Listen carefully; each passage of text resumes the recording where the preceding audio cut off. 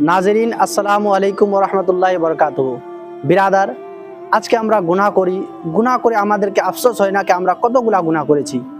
আল্লাহ তাবারক ওয়া তাআলা আমাদেরকে পাঠিয়েছে। আল্লাহ তাবারক ওয়া তাআলা কোরআনে পাকের মধ্যে বলে, ওয়ামা খালাকতুল জিন্না ওয়াল ইনসা ইল্লা লিয়াবুদুন, আমি জিন আর ইনসানকে আমার ইবাদতের জন্য বানিয়েছি।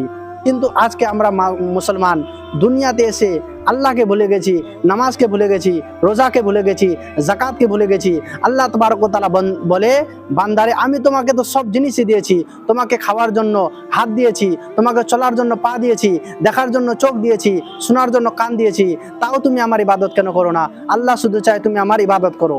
বিরাদার, যখন আমরা মরে যাব, আমাদের রুহটা যখন আমাদের জিসম থেকে, আমাদের শরীর থেকে আলাদা হয়ে যাবে, তখন আমাদের আত্মীয় স্বজনেরা আমাদেরকে কাফন পরিয়ে কবরের স্থান নিয়ে যাবে।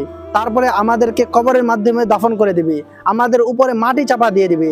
যখন আমাদের আত্মীয় স্বজনেরা আমাদের উপর মাটি চাপা দিয়ে বাড়ি চলে আসবে, আমাদের কবরে তখন দুটা ফেরেশতা আসবে, যাকে আমরা মুনকার নাকির বলে জানি।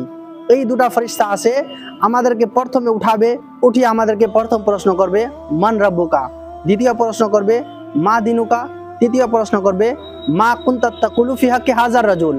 বিরাদার, আমরা যদি মুমিন বান্দা হয়ে থাকি, আমাদের দিলে যদি রাসূলের প্রেম থাকে, রাসূলের মহব্বত থাকে, তাহলে আমরা যখন মুনকার নাকির প্রথম সওয়াল করবে মান রাব্বুকা, তাহলে আমরা জবাব দেব রব্বিয়াল আল্লাহ, ইয়ানি আমার রব আল্লাহ।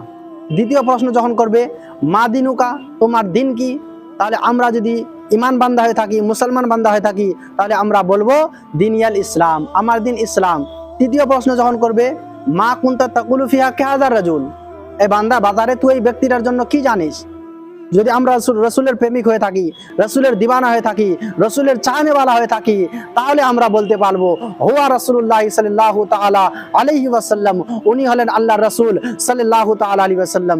কিন্তু মুমিন বান্দা যদি আমরা এই প্রশ্নগুলোর উত্তর দিয়ে দিই, তাহলে আমাদের কবর ভালো হবে। আমাদের যদি কবর ভালো হয়, তাহলে আমাদের হাসর ভালো হবে। আমাদের যদি হাসর ভালো হয়, ইনশাআল্লাহ আমাদের জান্নাত ভালো হবে।